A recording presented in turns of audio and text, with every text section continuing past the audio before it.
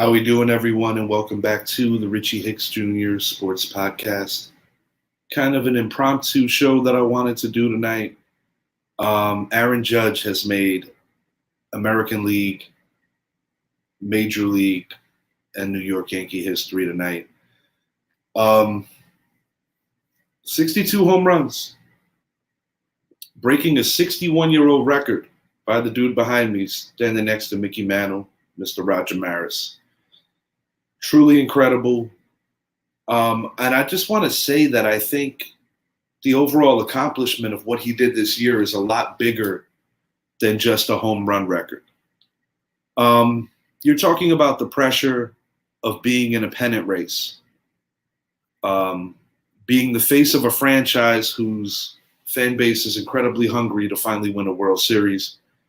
For many teams, not winning since 2009 would not be considered a drought all that bad, but in Yankee land, that's a long time.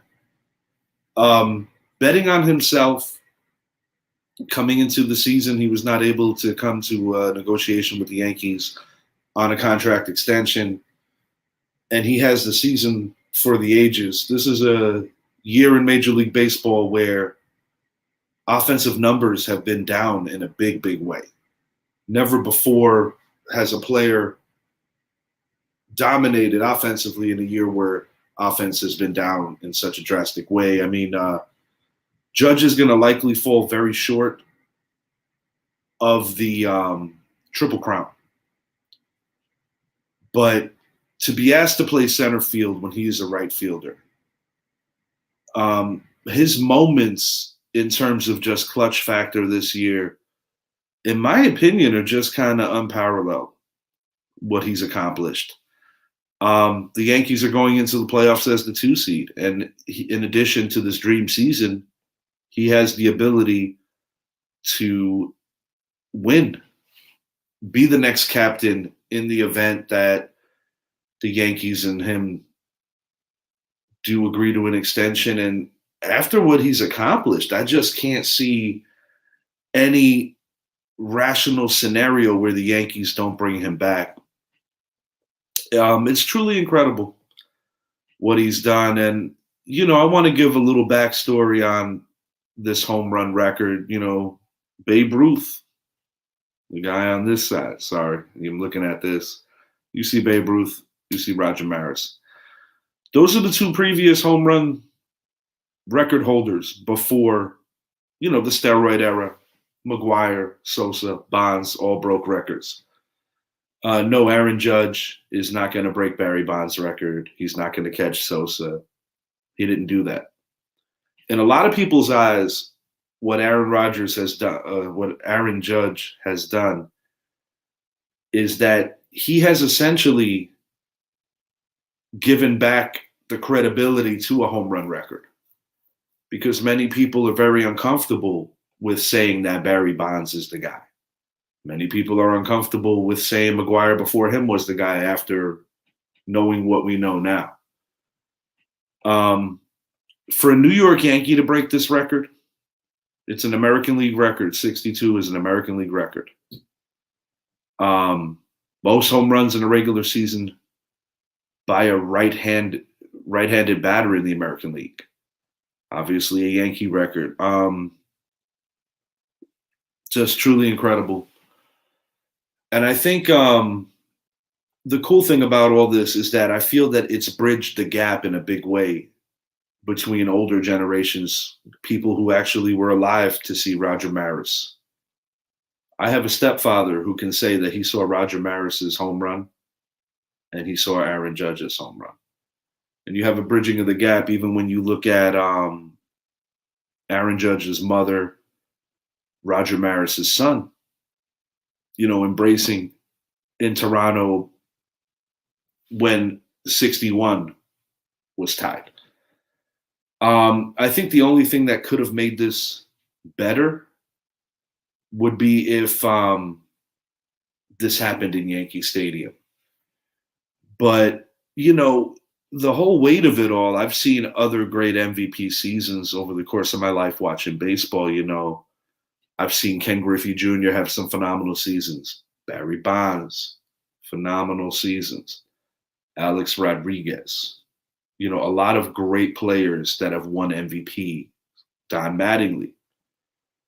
But I feel that what stands out to me with what Aaron Judge did this year is that I truly believe that you can make a case in recent history. When I say by recent history, I'm talking about the last 25, 30 or so years, that no one has truly carried their team to a level that Aaron Judge has.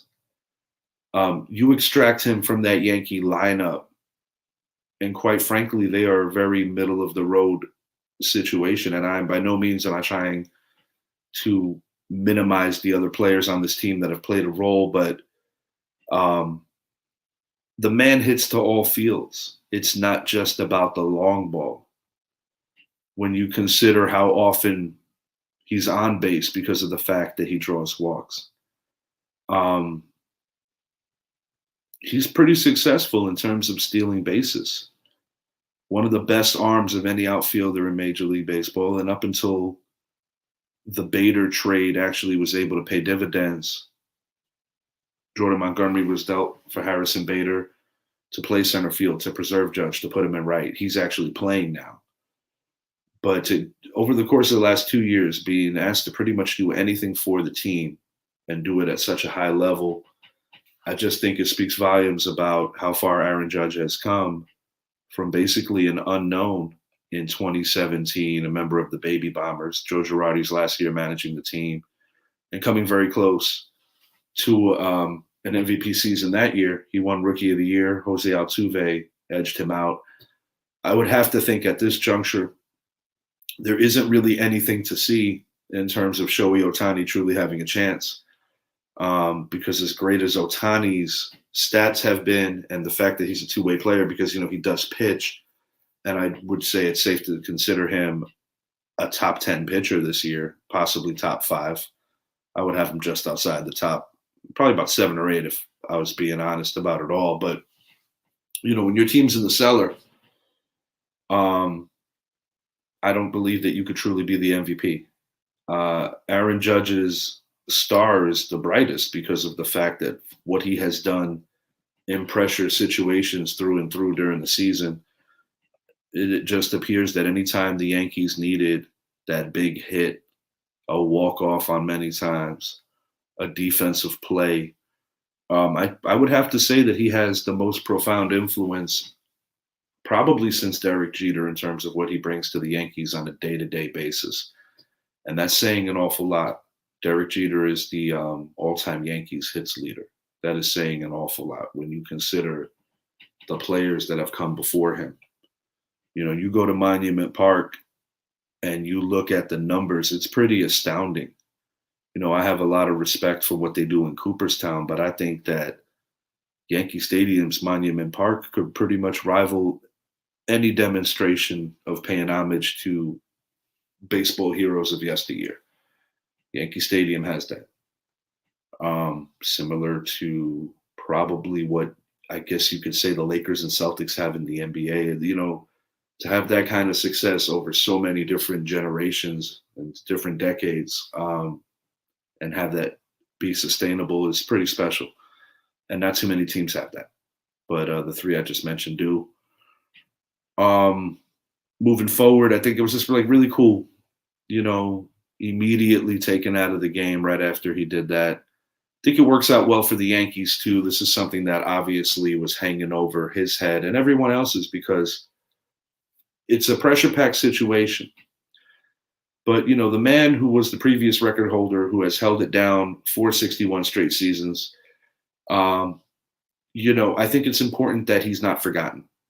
Sadly, during the course of Roger Maris's life, he actually achieved home run 61 in the 163rd game of the season, which was an extra add-on game to complete a game that was previously a tie. He was competing with the ghost of Babe Ruth, and he was also competing with an icon in Mickey Mantle, the guy who's in the picture with him. And he wasn't treated very well by the fans nor the public, the media, in terms of what they saw with him. I've spoken about the movie 61 many times. I consider it one of the greatest baseball movies ever. And, Maris did not have the kind of support nationwide like Aaron Judge did. To not be considered the single season home run king while you were alive, that did not come to fruition until much, much later. It's sad. And I could understand like his children, for instance, having mixed emotions about that. It's kind of like a roller coaster of emotions because, you go back to when Mark McGwire broke the record, asking to hold Roger Maris's bat. And, if you're a family member and you find out that these guys were cheating, you kind of feel like you got snowed. But I think what makes this nice is that I feel that with the record getting broken, there's a purity that comes back and a credibility that comes back to that record, not just because it was a guy who did it the right way, but also because it happened to be a Yankee as well, and a Yankee that hopefully will remain a Yankee for life. There's a lot of speculation that Aaron Judge could leave. Quite frankly, after what I've seen him do this year, it would be really hard to even imagine him wearing another uniform. I believe that the Yankees got to pony up either some serious years or some serious money, because I don't necessarily believe that a shorter term deal with great money is going to get it done. I think the Yankees might have to cave and do something that is somewhat.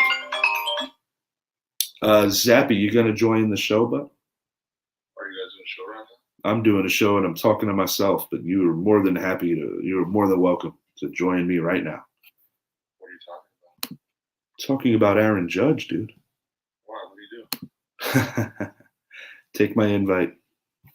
Is he a Ranger? Take my invite. All right, hold on. Give me a minute, because I've been working on my soapbox, so give me a minute to get my computer on and all that shit. I'm going to keep talking. Oh, are you on the show right now? Sure am. All right, give me a minute. All right. Zappy's going to join us, so I will try to not make this boring as I continue to talk to myself. I could talk about this all day. This is what happened was really special. Definitely really special.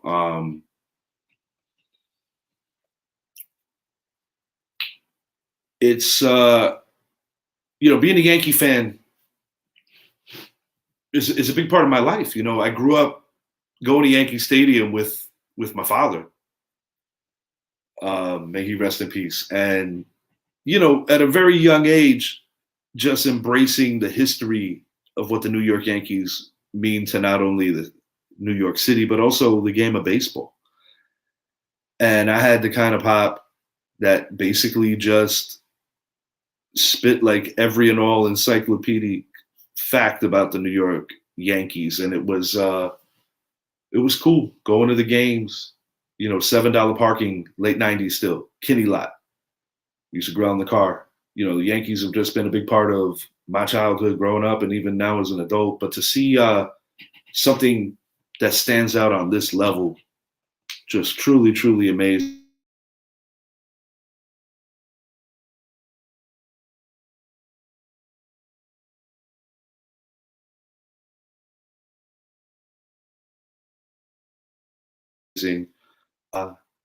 Barry Bonds should still be looked at as the true single season home run king. And, what I take from that is that it shows just a great maturity and a great unselfishness that he sees it that way. I've gone on record many times on this show, and I've said that I never thought that Barry Bonds needed to use performance-enhancing drugs to be the player he was, because he was phenomenal even before that. I share that same sentiment when I think about a player like Alex Rodriguez. Alex Rodriguez was a phenomenal shortstop with the Seattle Mariners and the Texas Rangers before coming over to New York and putting up some MVP years. Derek Jeter was the captain. So Derek Jeter moving from short to possibly third or anywhere else just wasn't going to happen. Do I feel that Alex Rodriguez, prime for prime, was a superior shortstop to Derek Jeter? Probably. I think Derek Jeter, you need a hit. I would say Derek Jeter. But that's the intangible that I see that Aaron Judge brings. And it's special. I think what he has done this year just truly transcends the game. This isn't just an MVP season. I wholeheartedly believe that this is a season for any and all ages and eras of Major League Baseball. Quite frankly, the only thing that could make this even sweeter is if the Yankees are able to raise banner number 28, unreal, to attempt to be 28-time world champions. That is truly the only thing that I think could make this even sweeter. There's a lot of teams that are going to have, their hands in the pot, so to speak, trying to sign Aaron Judge. You got to assume the San Francisco Giants, his hometown team, definitely could be a threat to stealing him from the Yankees. Obviously, the Yankees are going to be in the mix. They're going to try to give them the best deal possible. The New York Mets, you can't assume that Uncle Stevie isn't going to try to throw money at him. I would have to think that the Los Angeles Dodgers are another team. You can never count out the Dodgers with their limitless budget. But quite frankly, those are the teams that I see, and the Mets is not even really a thought. I have to mention them just because of the fact that I know that Uncle Stevie is, at minimum, is going to try to do something. I mean, everybody should try. He's that kind of generational talent. What makes his free agent candidacy so interesting is the fact that he actually is 30 years old. And, history in baseball, absolutely very cyclical. And it has proven over time that, how would you say? I think the best way to put it is the long-term deals don't always work out for the team. But I believe that it's a rare case with him because the age is not on his side if you're looking for 8 years or more. If the Yankees would offer him 10 years, regardless if it's less money per, I think that goes without saying that he's staying because that essentially guarantees that he's a Yankee lifer. But I do think the sweet spot to make this deal happen is probably you're looking at 8 years at least, 8 to 9 years. I don't know if he'll get 10. I don't know if they'll throw in some club options at the end of it. But quite frankly, he's the man with all the leverage now because as a fan, I am a little upset that the Yankees allowed it to get this far where they could actually lose a player like him. I think he had an unfair tag of being, how would you say, an injury-prone player, where quite frankly, if you look at his injury history, some of them were freakish accidents. I mean, breaking a bone when you're in the batter's box, that could happen to anyone. I don't necessarily think that would deem somebody injury-prone. He's a gargantuan athlete, tall, just a big man, so, taller dudes, bigger frame people, they do tend to kind of draw tougher injuries and tougher recovery times. But for him to have that versatility to just play every day the way he did, and I think one of the scariest things is that during the course of the year, he has predominantly hit either second or first. And when you look at his production, his RBIs, his homers, and to think that he hits at the top of the lineup, it's hard to fathom, really, because these are numbers that you expect from guys in the 3 or 4 hole, not guys that are hitting first or second. Part of that has to do with, new analytically driven aspects of baseball now, where you get a lot of train of thought that it always makes sense to make sure that this guy or people of his caliber are going to get an extra at bat.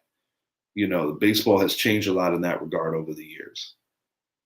But, as I already alluded to earlier, just the fact that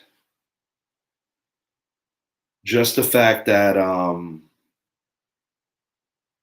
Aaron Judge was able to have this kind of year where offensive numbers are down and the pitchers just have a bigger advantage than even most seasons, I just think it speaks volumes on how historic all of this really is. Just countless moments of him playing the hero, just being that guy.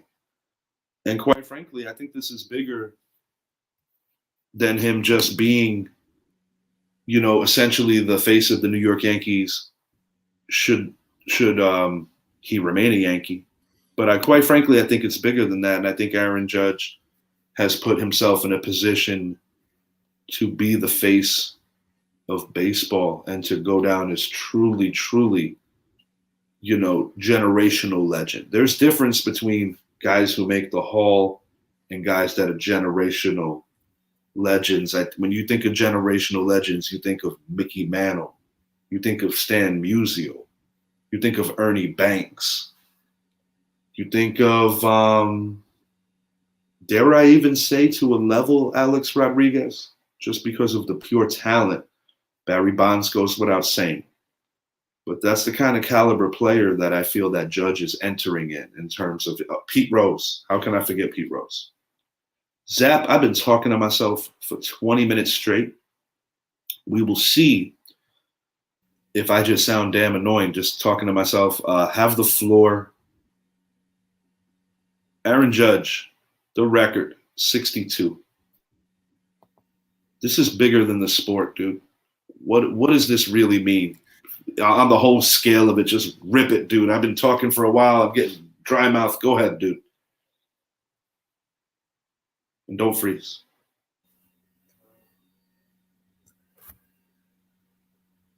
It appears that my co-host had a stroke. I'm going to see if he's coming back. Zap, you hear me, buddy? You got me? Yeah, I sure do. I'm waiting for you to say something. I thought you. All right, no, I got scared. I thought you checked out on me. I was like, damn, man. If this guy's gone, I'm going to have to replace him with. I was going to offer this guy it's like I was going to offer this guy like a 10-year deal, or just give him the money on a shorter deal. But you can't just stroke out on me. Sorry, go ahead. Talk. Hey, look. If you want me to stay, you're going to have to top the contract the Rangers are going to offer me, and it's that simple. No, I mean, Aaron Judge, bravo. First at bat, bravo. Did it in front of my home crowd, bravo. Pretty cool. I had every intention to be there tonight. Unfortunately, I couldn't. I'm starting a new job on Monday, so things came up. It is what it is, but to have watched it and witnessed it on my phone, it was just like, all right, finally. Now it seems like it's crazy that it happened on the 161st game of the season. So, it's like, all right, well, now Aaron Judge and the Yankees, they can relax now. He gets it on every angle because, with Maris, I before you joined me, I made mention how Roger Maris unfairly was never recognized as that dude during the course of his life. And I made mention how a lot of people have mixed feelings about his children, the way that they come off sometimes. But I try to embrace the reality of what Roger Maris went through because he didn't have the same kind of support of what Aaron Judge did. You've made it clear to me you have an aspiring young man who plays baseball, your boy. He loves Aaron Judge, and he's a Texas Ranger fan. And there's a lot of young kids that love this game at a young age that are gravitating towards Aaron Judge. And from that influential level, you don't see it maybe but once in a generation, maybe twice. Like Ken Griffey Jr. was one of those guys that had that impact. I would say maybe Derek Jeter. I know Griffey did for sure. I know Griffey had that impact. But it looks like Judge is starting to jump into that territory. I couldn't agree more. And I'll give you the perfect example, and it's what I experienced today. So I was at my son's baseball practice today, and I was just sitting there. Normally I help out. I coach the team. I help with them, whatever the case may be, help with the infield, help with the outfield, pitchers, whatever.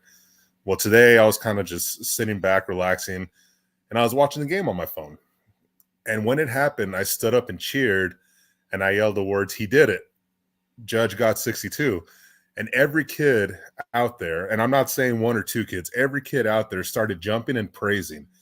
The other coaches as well applauded, and it goes to show what Aaron Judge, what he means to baseball. It goes to show that because of the simple fact that he did it the right way, after overcoming what he's overcome. And you talk about not just overcoming what he's overcome with injuries and this and that. I mean, we're talking about a kid that was an adopted child.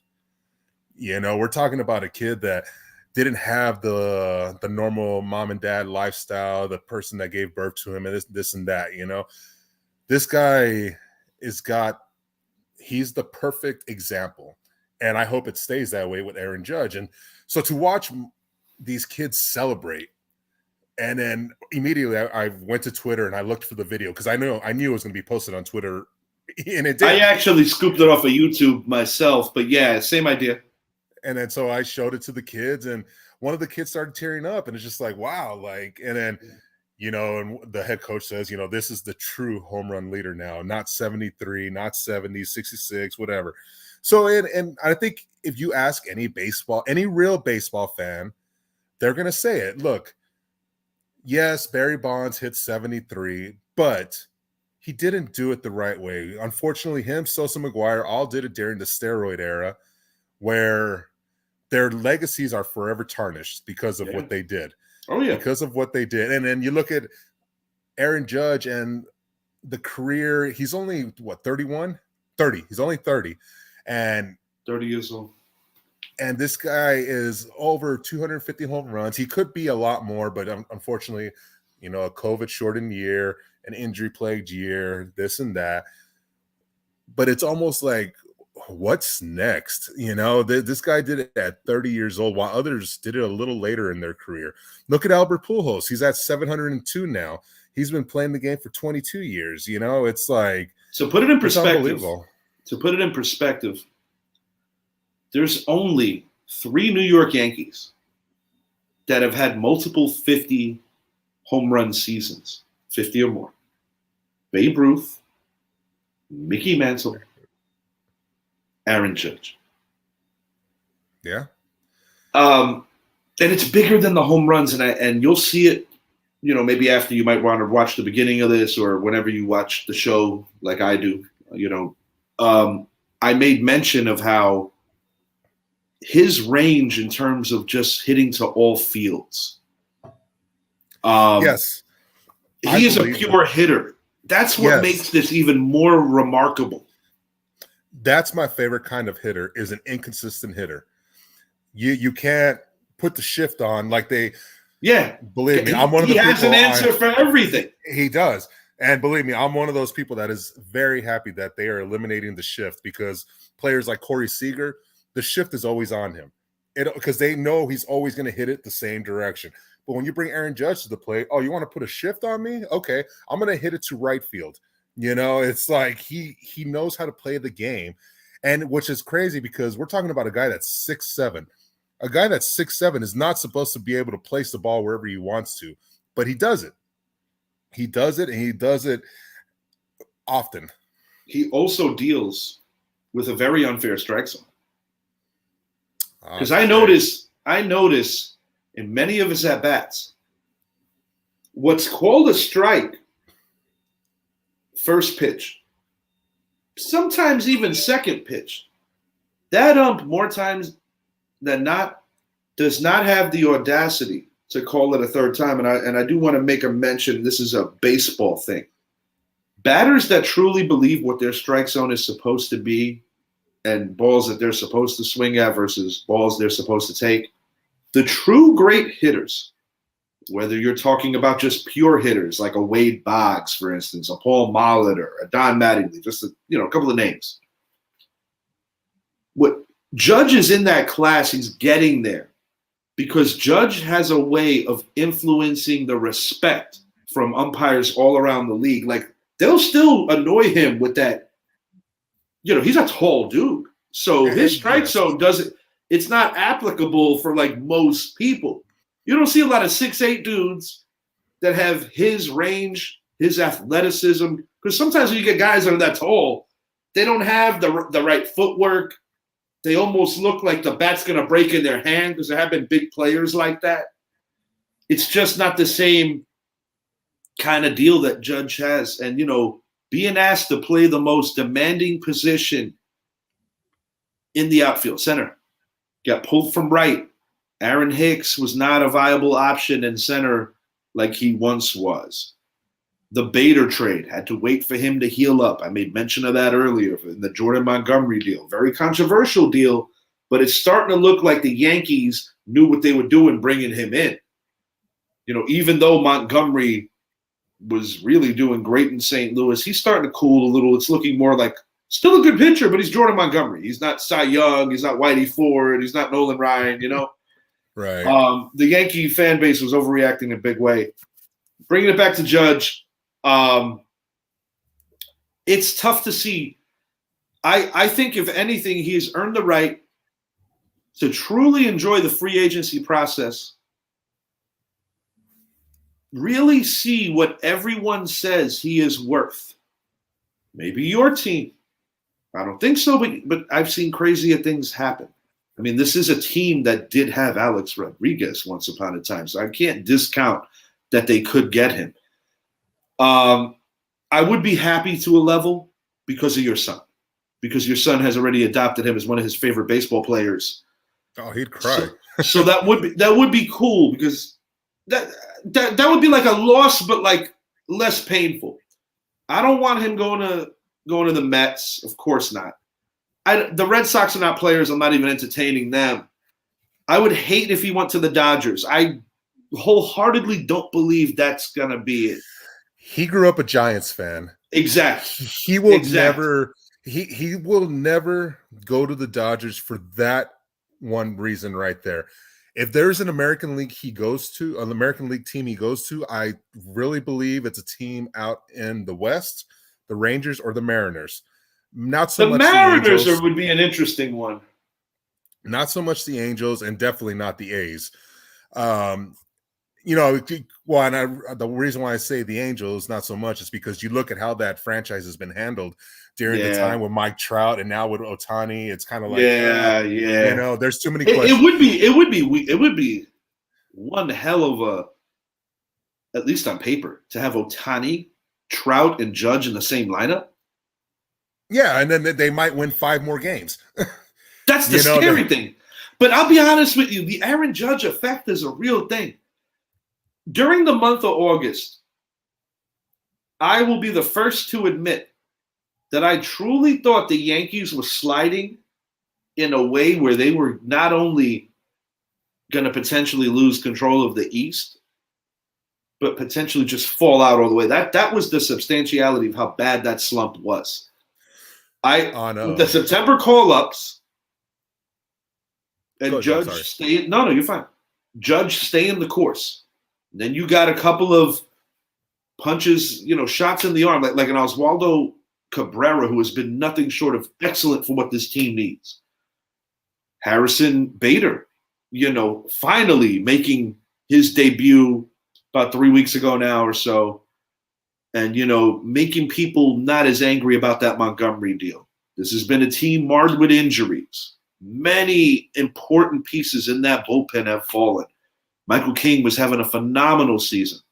Clay Holmes broke a Yankee record this year with the most unscored upon innings, something that Mariano Rivera, the greatest closer of all time, had. And then Holmes came back to earth, had some struggles. Aroldis Chapman, a guy who's been a staple closing games, not the same guy anymore, but still to a level. There is a belief in the organization that maybe they catch lightning in a bottle and he could be that guy for a short period of time. That's the hope. Chad Green, another guy that was important in the past, unavailable. Zach Britton, But I think what makes this so special is that he's been the one constant that I think most logical people, if you extract him from the lineup, I said it earlier in the show, the Yankees are very, very plain. If he's not in that lineup, while that team was facing the definition of adversity during this 2021-2022 season, No doubt. or 22 season, Yeah. they lose that division to the Blue Jays. The I Blue have Jays to agree. catch up, and it would have been one of the greatest meltdowns, if not the greatest ever, because when we talk about the first half Yankees, that was a team where everyone, and I do mean everyone, was saying no one is beating them. They are the World Series champs this year. And then They gave me the 98 vibes. Exactly. But I will say this. While obviously I have to consider the Houston Astros the favorites, and they've earned that right to be considered the favorites, I will say this. After surviving that terrible month of August and parts of July that were pretty bad too, I feel that this Yankee team, with some of the September call-ups, like Cabrera is going to be a postseason player now. He's earned that right. I believe that the combination of Judge being that dude, Cabrera, a face of the immediate future that is very exciting for Yankee fans, Bader is going to be very important in this playoff push. Yes, a lot of people will say Garrett Cole's not having that Garrett Cole kind of year, but you want to know something? He still led the American League in strikeouts. You still got Nestor Cortez, who's having a phenomenal season. You know, top 5 in ERA in the American League, having a great year. Luis Severino. It's been a little controversial. Boone, some people feel Boone should have kept him in. I actually support Boone on that decision because I think you're thinking about the player's health.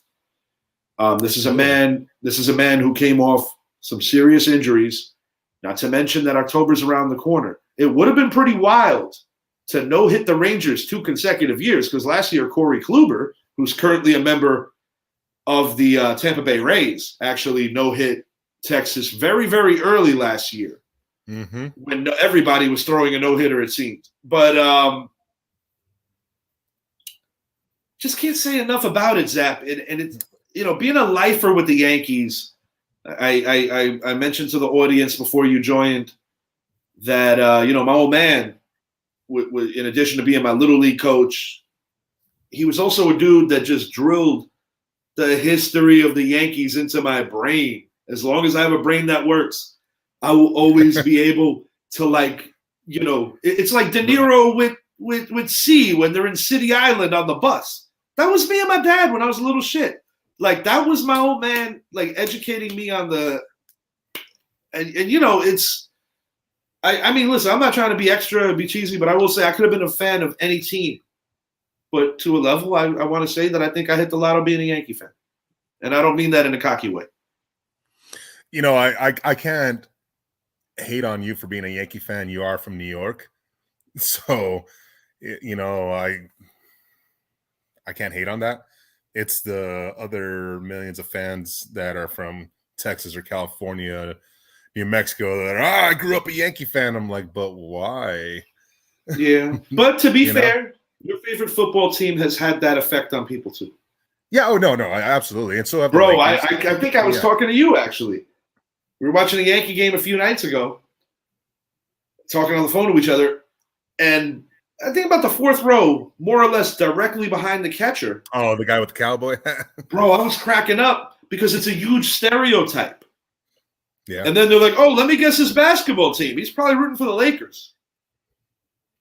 Or the Warriors. Yeah, right. And I mean, dude, Magic Johnson was my favorite basketball player, but that never deterred me from being a Knicks fan. Yeah, you know, and I think I will say this. I think the one thing that makes this even more bittersweet for New York Yankees fans, with Aaron Judge hitting 62, was watching the Braves clinch the NL East tonight as well. So not only have the Yankees are getting to celebrate that, but then to watch that now the Mets are a wild card team. The Braves are set up where they are avoiding the Dodgers. They're avoiding, you know, and I do want to say this. Similar to the Jets and Giants, they share a stadium. There's a healthy hatred. I call that healthy hatred because it's not the same kind of hatred as like Philly and the Giants. I don't think the Cowboys and the Giants, I think it's more media made with hatred. I think there's a lot of respect there. I think it's more I think it's more Washington and the Cowboys. But the point I'm trying to make, I don't hate the New York Mets. I want to go on the record and say that. I do not hate the New York Mets.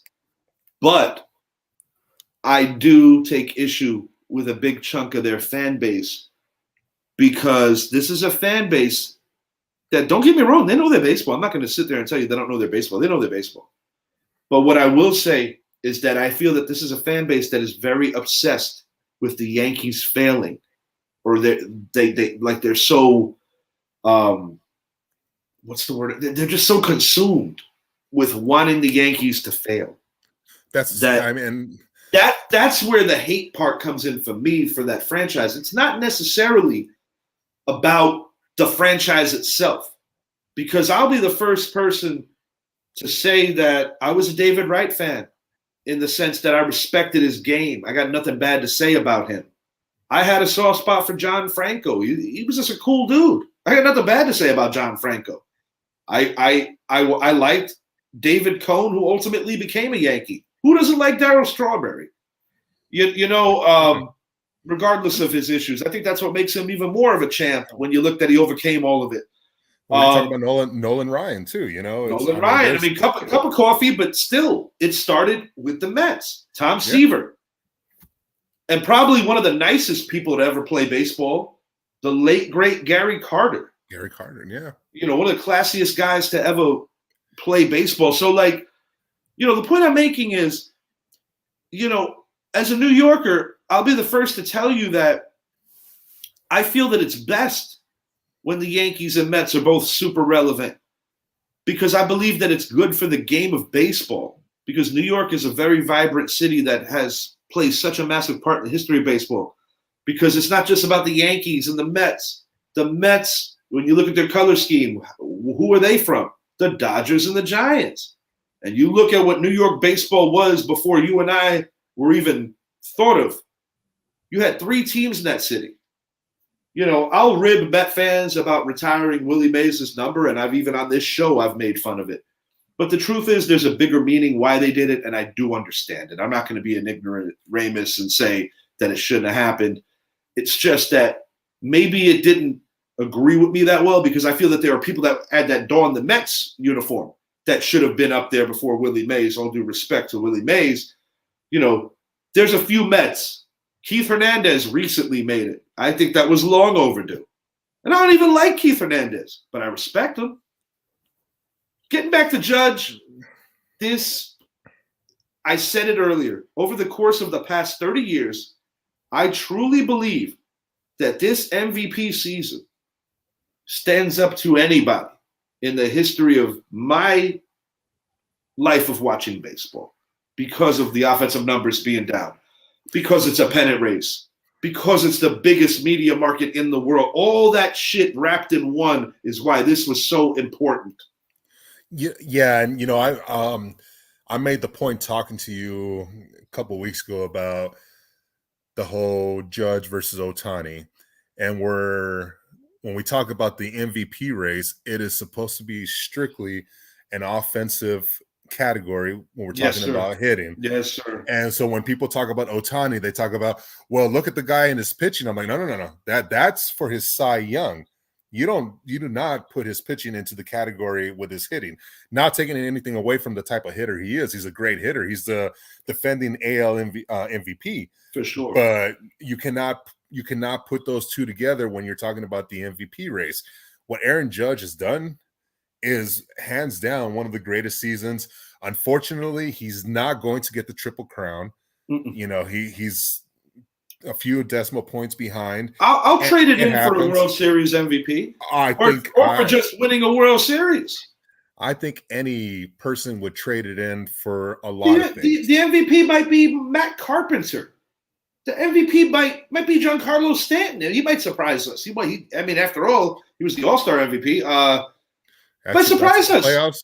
It could be a pitcher. It could be Garrett Cole getting serious. Could be Nestor Cortez. It could be anybody, and that's what people need to understand, that the regular season is one game away from being over, and you can wipe all that away. It is now a brand new season between 12 teams. Absolutely, and one bad week can end it for Just end it. I said this on previous shows. I am very happy that Major League Baseball got it right, or at least got it better than that one-game playoff. That one-game playoff, especially last year, was so garbage. unfair. When you have the two best teams in Major League Baseball that both happen to play in the same division, the Giants and the Dodgers, and the Giants get knocked out. So basically the best team in Major League Baseball got knocked out in a one-game playoff last year.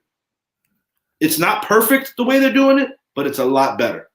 It works a lot better. I mean, we can look at the NBA. It's a 16-team playoff if you really look at it. Yeah, it's almost like everybody makes the playoffs in the NBA now. And same with NHL.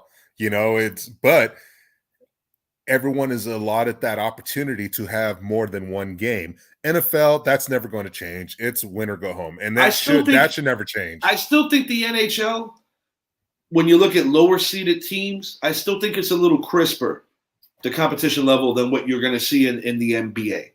Or what the NFL parodies a thing, and we do our fair share of football shows around here.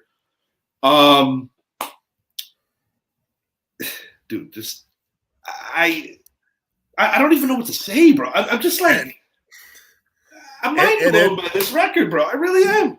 It pinged me too, because I was like, I didn't know if you were at work when I started texting. Yeah, I sure was. And I was like, crap, I don't know if he's recording the game. I was like, I don't care. I'm messaging. And then when Brett said what's going on, my head just blew up. And I was like, Brett, like, come on, bud. Like, you got to be paying attention right now. More mulch? More mulch. No, it was, I mean, you know me. I'm not a Yankee fan by any means. I'm not at all.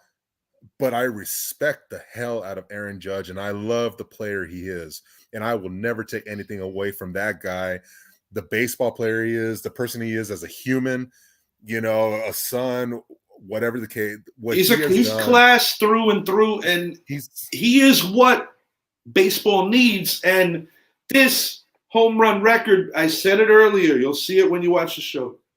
It brings back more credibility, more class, and most importantly for the young people who play this game, more purity to a very awesome record. It's not, I think it's important that Roger Maris, let's make sure we don't forget him. Nobody's going to forget Babe Ruth. People remember Mickey Mantle more getting injured than they do Roger Maris. That's not cool. But one thing I will say, Aaron Judge will make sure that they won't forget Maris. And that's another thing about him. And that's the crappy part about sports is while Roger Maris, I mean, he had a 61 home run season. And a 61-year record. Yeah, a 61-year record, exactly. And pretty amazing. The guy, I don't know if a lot of people are always going to consider him a Yankee first.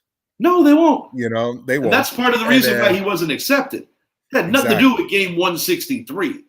It had to do that he was going against an American icon in Mickey Mantle and the ghost of Babe Ruth. And when you think of Babe Ruth, you think of, well, home runs, a lot of them. Sure. RBIs, he was number 2, and now Albert Pujols just passed him up for number 2 in all-time RBIs. That's right. And, when you think about Babe Ruth and averages year in and year out, he destroys Roger Maris. Hands down, Roger Maris was a 25 to 30 home run guy. For sure. He had that 1 year. I think that's what makes that record so profound. Exactly. Because of the fact that it puts it in perspective of how special it is. Exactly. And there's nothing to be ashamed about if you're the typical 30 to 35 home run guy, because that's still something to be said for. I don't want people to think that what Judge did this year is normal or usual. That's what makes what he did so freaking special. Especially when offensive statistics are down. For sure. There's only one other guy with over 40 home runs in Kyle Schwarber. Other than that, there's good shout. I actually, that slipped my mind, but good shout on that. So, I mean, there's just the home run ball has not been a thing this year. It's just been Aaron Judge, and then there's everyone else. Usually we'll have a few more other players getting that. RBIs are down this year. Yes, they are. There's a lot to look at where this game right now is more in favor of the pitching than it is the hitting. You want to know too? These aren't fact based. These are observation based. There's a couple of things with RBIs being down. I'll give you a perfect for instance. Aaron Judge hits leadoff / hits second most of the year. That's unheard of for a guy that has his stat line, but it's a growing trend in the MLB because you want your best player to get that extra at bat. It's a growing thing in MLB. Not everybody does it, but a lot of teams are leaning more towards it. Another one, double plays are on the rise. So if you're the 3-man or the 4-man or the beat of the order, and right before you're getting in that box, more times than not, you're dealing with an empty, nobody on base. That influences how you're getting pitched. You might hit more. Judge has a lot of solo shots. Yeah, and I think that's also ineptitude of the guys around him. Sometimes, I'm not trying to take a crap on my team, but one thing I will say is that his star and what he has brought to this team makes his teammates kind of look extra pedestrian. Yeah, and I think that also has to give Judge a lot more credit about the player he is, because you will, in most cases, you won't see a number 3 or a number 4 hit lead off. It's just correct. You won't see it often. They're your power hitters. The whole reason why they're there is because usually your 1 and 2 their job is to get on base. And then your 3 and 4 is to bring them home, and then you have your cleanup hitter. But what Judge, like we just hit on, the fact that he can hit the ball where he wants it to, how he wants it to, day in and day out. I mean, it goes to show why players like him, we're going to see them more at the 1, 2, 3, 4, as opposed to just being stuck at 3 through 5, And I mean, we can talk about. Sorry to interrupt you. I just want to drop a quick stat on you. Giancarlo Stanton, 2017, the year before he was a Yankee. This is what made him get that Yankee deal. 2017, 59 bombs. 59. So basically, quite a bit. Let me look right now. Quite a bit. That's the reason why we talk about this. 163. 163. Which is not god awful in the grand It's not god awful, but you're not going to put that as your leadoff. No, sir. He hit 281, which is super respectable. 85 bases on balls. He only had 2 steals. Wow, no triples. 32 doubles, 168 total hits, and that speaks to his streakiness. But anyway, the point I'm making is I made the comment that this particular year that Judge had made his teammates look pedestrian. The reason I brought up Giancarlo Stanton is because even with the injuries and even with all the stuff that man's been through this year, he has quietly hit 31 home runs, which is pretty impressive when you consider how much time the man missed. Yeah. Because I think you can make a case that Giancarlo Stanton is probably more of the roll them on the floor, the sure bet for the home runs. Aaron Judge is the better hitter. But what Aaron Judge did this year is just like mind-blowing. Mm-hmm. He doubled up his teammate, who is one of the most prolific home run hitters in the game, even when he's going through it like he's gone through it this year, barely hitting over 200, way below Giancarlo Stanton's abilities. He's a much better player than that. I'm going to defend him at least on that part.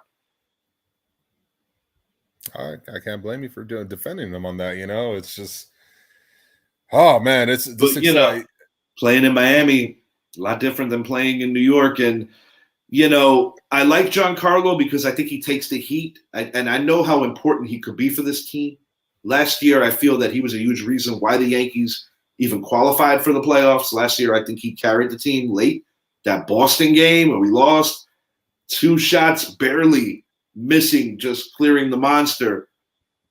And our previous third base coach got himself fired by sending Aaron Judge. That was a nightmare of a game, and Cole pitched injured, but, to Cole's credit, he tried to, rough it out, and it didn't work our way. But, this is going to be fun. And, I feel a lot better running into the Astros in the ALCS if we do than I did back, say, 6-7 weeks ago. I don't know if it started with the Josh Donaldson home run. Of course it didn't, because that was a great story, but they were still slumping. The famous night that we were chatting. But I was going to say that will forever be a night that I remember with you, Rich. For real. That's I mean, the way that happened. My dad's birthday. Exactly. And it started pouring, and the Yankees were completely dead. And of all people, that guy, because he's been not exactly Captain Reliable, but he's been stepping up lately. And by the way, another former league MVP that's just kind of lying in the weeds. You got Stanton. You got Donaldson, a former league MVP. Yes, once upon a time. You got Judge. He's going to be the MVP this year. God, I love baseball. And I love what's going to be coming in October. Before we get out of here, I just want to make a mention. Very soon, Mike and I are going to be doing a very elaborate baseball playoff preview. Little spoiler alert. We're going to do a football show in about 10 minutes. Because I'm firing on all cylinders right now. Bro, I'm going to Puerto Rico in a few days. I want to make sure we get this out. We're not going live on that, though. We're going to drop that going into Sunday morning. Before we go, though, I have one for you. Go ahead. And I know we're going to do a baseball playoff show. Sure we are. Today, right now, game 161, you already know you're the number 2 seed in the American League. Who is your X factor for the playoffs for the Yankees? Who's going to be the X factor? Yeah. I'm going to give you 2. I'm going to give you an offensive player and a pitcher. Okay. Luis Severino. Because I really think that Cortez and Cole, that goes without saying. Luis Severino. Oswaldo Cabrera. I thought you were going to say Cabrera. So mine's Rizzo. Nice shout. Nice shout. I think his 2016 experience is going to come into play during this playoffs for the guy. I'm not taking the Yankees to make it to the World Series. You already know who my World Series pick is. We'll cover that later. But I think his prior experience in that 2016 World Series against the Indians, yes, the former Indians, not the Guardians. You could call them the Indians because they were the Indians back then. They were the Indians, exactly. And so that's mine. And then for pitcher, it was Severino as well, actually. And it was someone that you and I had talked about many times, and now it's time, So here we go. It's time for him to seize the opportunity. Little known fact, Severino's best friend on the team was actually Masahiro Tanaka. And Tanaka is one of those pitchers that I feel quickly got forgotten. Similar to the Moose, Mike Mussina, who unfortunately did not win a World Series with the Yankees. I feel that this is Severino's opportunity to not only pay homage to his buddy by winning something that his buddy couldn't do, but also just seizing the moment, because one thing I know is that this fan base adores Severino, and the upper brass has truly supported him during a lot of these injuries. And I really believe that we have not seen his best. I think what we saw in Texas with the almost no-hitter could be a potential sample of what he's going to bring to October. And let's not get it twisted. I know that Garrett Cole has been the victim of a lot of scrutiny because of his massive contract, but let me say something. Garrett Cole is going to be ready for October this year. He's going to pitch his heart out. Until next time, guys, thank you for watching. It's late. This was impromptu, but I'm happy we did a show tonight. I'm Richie. He's Zappy. And playoffs are upon us, man. We're going to have a great time doing our baseball preview. But until next time, we out. Let's go, Yanks.